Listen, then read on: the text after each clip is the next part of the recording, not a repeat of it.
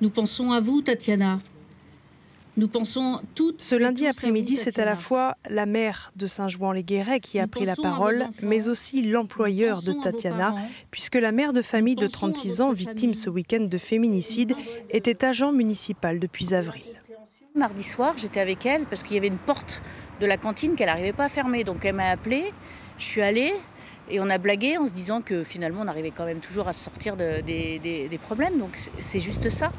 Et tout ça, ça s'arrête.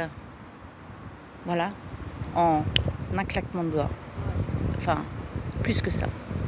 Répondant à l'appel de la mairie, près de 300 personnes sont venues se recueillir, sa famille, des collègues, des habitants, mais aussi des inconnus, émus. Je ne la connaissais pas, hein, personnellement. Et pour moi, c'est toujours terrible. J'avais ses enfants centrés aussi. Donc, c'est pour rendre hommage aussi. On imagine toujours que ça arrive ailleurs, que ça n'arrive pas chez nous. La preuve, ça arrive.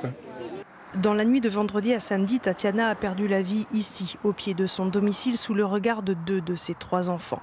De retour chez lui, à Tadin, son ancien compagnon s'est ensuite montré très menaçant vis-à-vis des gendarmes qui tentaient de le neutraliser.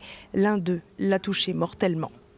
Dans la foule, réunie 2 jours après les faits, flottent les drapeaux de Femmes Solidaires, une association qui se bat depuis des années pour que toutes ces violences conjugales et ces féminicides cessent enfin.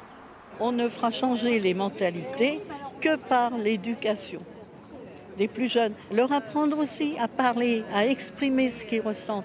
Parce que quand on ne sait pas parler, parce qu'il y a des gens qui ne savent pas parler, c'est tentant de se servir de ces points. Sur le banc, peint en rouge en mémoire des femmes victimes de violences conjugales, de nombreuses fleurs ont été déposées près du portrait de Tatiana. La jeune femme est la 97e victime de féminicide en France depuis le début de l'année.